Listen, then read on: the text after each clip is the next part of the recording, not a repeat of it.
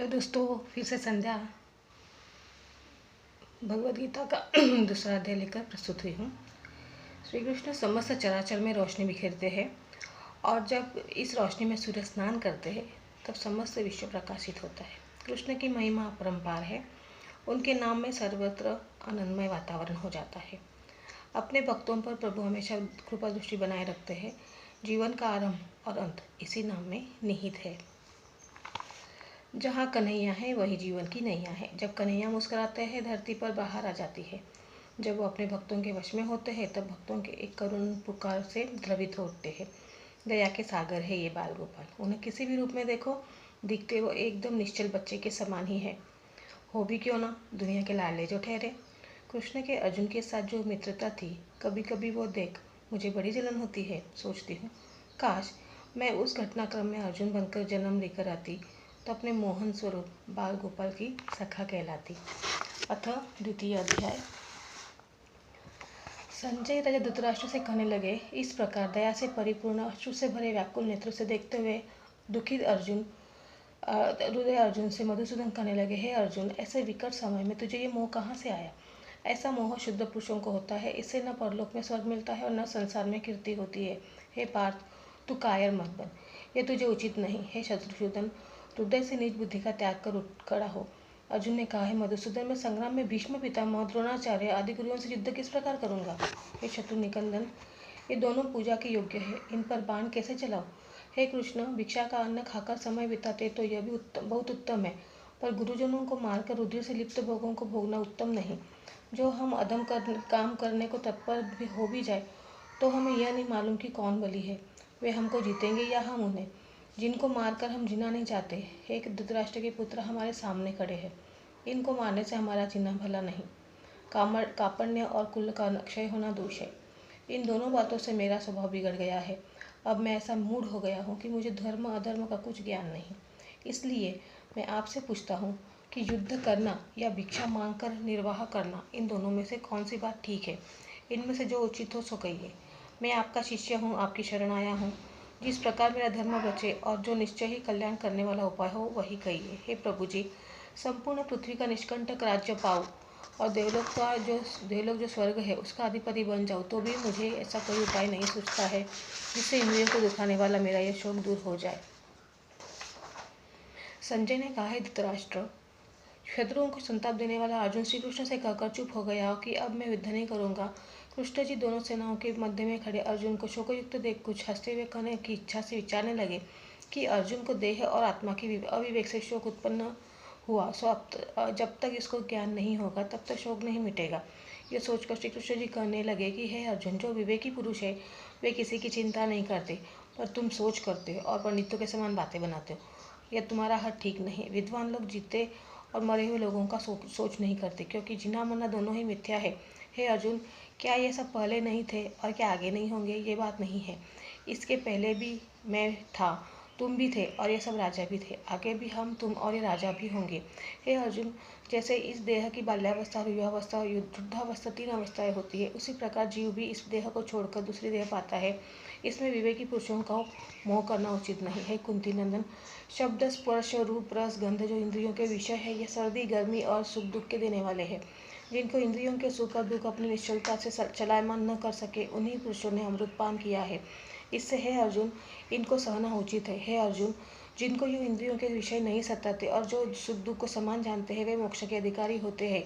हे अर्जुन, सुख दुखादि नाशवान पदार्थ सभी अनित्य है और संत जो आत्मा है उनको तू अविनाशी जान। तत्वदर्शियों ने भाव और अभाव इन दोनों का तत्व देखा है। जो सब में व्यापक है वो अविनाशी है। इस अविनाशी का नाश कोई भी नहीं कर सकता। हे भारत, देह विनाशी है, इसमें जो जीव रहता है वो अविनाशी और परिणाम रहित है। फिर इस अनित्य देह के वास्ते अपना धर्म क्यों छोड़ता है। इससे है अर्जुन, युद्ध करके यदि कोई कहे कि अमुक को मैंने मारा, सो वे दोनों कुछ नहीं समझते। न कोई मरा न किसी ने मारा, आत्मा अमर है। इस आत्मा को न कोई मार सकता है और न ये मरती है। तो जो भीष्म पितामह के मरने का सोच करता है वो व्यर्थ है, क्योंकि आत्मा तो किसी तरह नहीं मरती, केवल शरीर का नाश होता है। इससे खड़े होकर युद्ध करो। हे अर्जुन, ये आत्मा न कभी उत्पन्न जन्म लेती है न मरती है, न कभी पहले हुआ था न आगे होगा। ये आत्मा जन्म रहित है, नित्य है, सदा एक रस है और सनातन पुरातन है।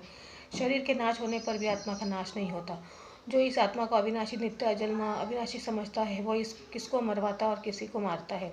हे अर्जुन, जैसे मनुष्य पुरातन वस्त्रों को त्याग कर नए वस्त्रों को धारण कर लेता है, तात्पर्य कि जैसे पुराने वस्त्रों को त्यागने में कुछ कष्ट नहीं होता, वैसे ही देह के त्यागने में भी कुछ कष्ट नहीं होना चाहिए।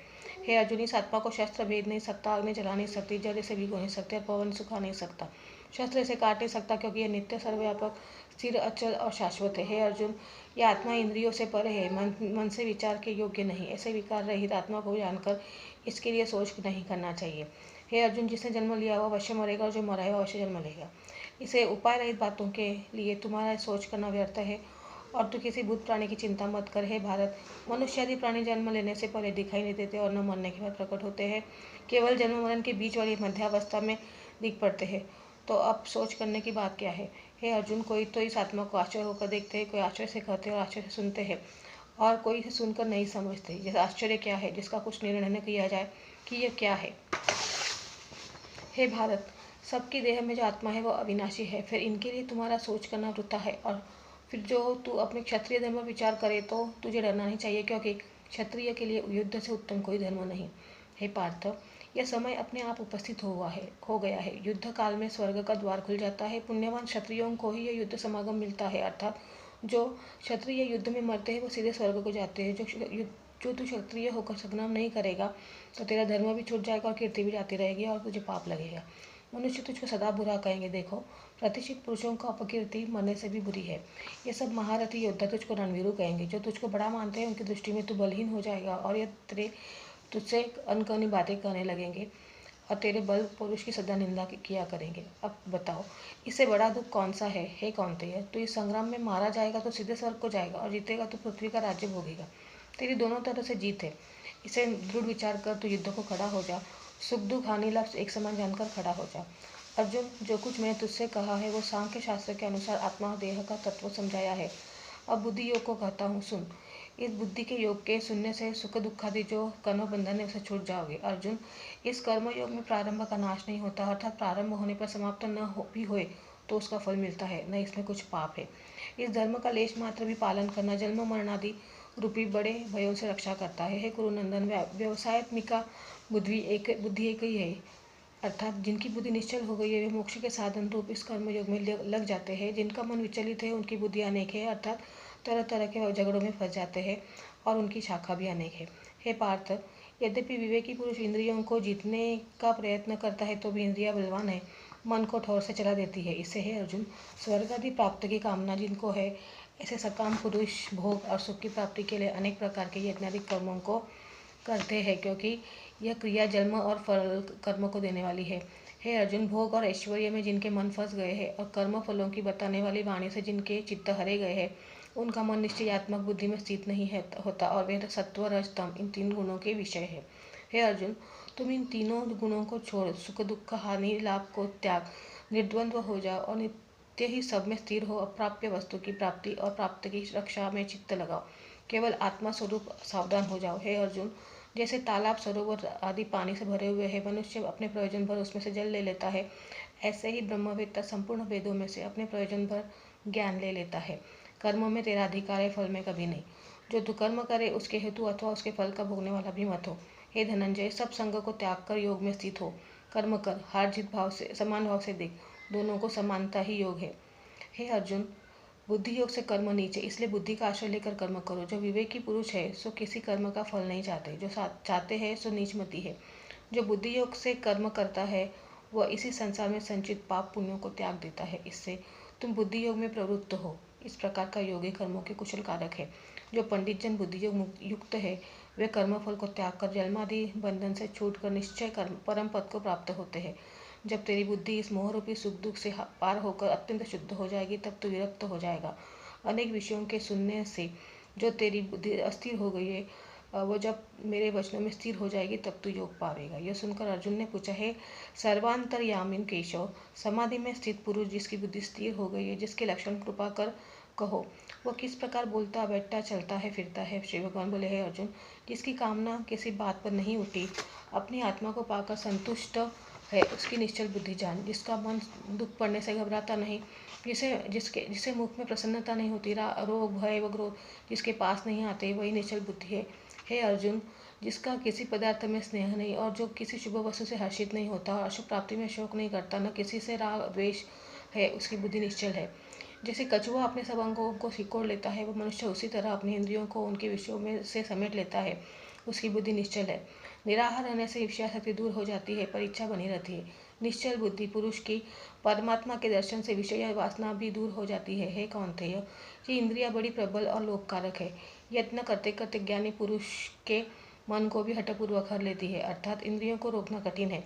जो योगी इन सब इंद्रियों का दमन कर आत्मा में निष्ठा कर लेवे और जिसके वश में इंद्रिया है, वही निश्चल बुद्धि है। इंद्रियों को वशीभूत किए बिना मन में विषयों का चिंतवन बना रहता है। चिंतवन करने से मन में आसक्ति उत्पन्न हो जाती है और तथा आसक्ति से कामना, कामना से क्रोध, क्रोध से मोह, मोह से बुद्धि भ्रम में पड़ जाती है। उससे बुद्धि का नाश हो जाता है। बुद्धि नष्ट होने पर प्राणी का स्वयं नाश हो जाता है। वो पुरुष जिसने अपना मन वश में कर लिया है, वो राग द्वेष से रहित होकर इंद्रियों के विषयों का सेवन करता हुआ शांति पाता है। हे अर्जुन, शांति के प्राप्त होने पर पुरुष के सब दुख मिट जाते हैं और उस शांत चित्त वाले पुरुष की बुद्धि शीघ्र ही स्थिर हो जाती है। जिस पुरुष ने अपनी इंद्रियों को वश में नहीं किया, उसकी बुद्धि स्थिर नहीं होती और आत्मा के ध्यान का अधिकारी नहीं हो सकता। फिर ध्यान रहित को शांति नहीं और बिना शांति के परमानंद सुख नहीं मिलता। मन विषयों को भोगने वाला इंद्रियों के पीछे लगा रहता है और फिर वो बुद्धि को खींचकर ऐसे ले आता है जैसे जल में वायु नाव को घुमाती है। हे महाबाहो, इसलिए जिसने इंद्रियों को उनके विषयों से हटाकर वश में कर लिया है, उसी की बुद्धि स्थिर है। जिसमें संपूर्ण प्राणी सोते हैं और वो आत्मनिष्ठावान पुरुषों का दिन है। जिसमें सब प्राणी जागते हैं, वो उन पुरुषों की रात्रि है, क्योंकि विषयासक्त पुरुषों को आत्म तत्व ज्ञान नहीं, इस विषय में उन्हें कुछ सूझता नहीं। इससे उनके लिए यह रात्रि रूप है और संयमी पुरुषों को यह आत्म तत्व दिन के समान है। इसी तरह सांसारिक विषयों का सुख प्राणी के लिए दिन है और योगियों को रात्रि के समान है, क्योंकि वह विषय भोगों को कुछ नहीं जानते। हैं अर्जुन, जैसे समुद्र में पूर्ण रीति से जल भरा हुआ होता है और उसमें बहुत सी नदी नालों का जल चारों ओर से आकर गिरता है, परंतु तो भी वह अचल और प्रतिष्ठित रहता है, अर्थात अपनी मर्यादा का उल्लंघन नहीं करता। इसी तरह विवेकी पुरुषों में भी सब कामनाएं लीन होती है और उनकी शांति बनी रहती, परंतु कामना की इच्छा करने वालों को शांति नहीं मिलती। जो पुरुष समस्त कामनाओं को छोड़कर निस्वार्थ होकर विचरता है और ममता तथा अहंकार को छोड़ देता है, वही शांति को पाता है। हे अर्जुन, यह मैंने तुमसे ब्रह्म ज्ञान की निष्ठा कही।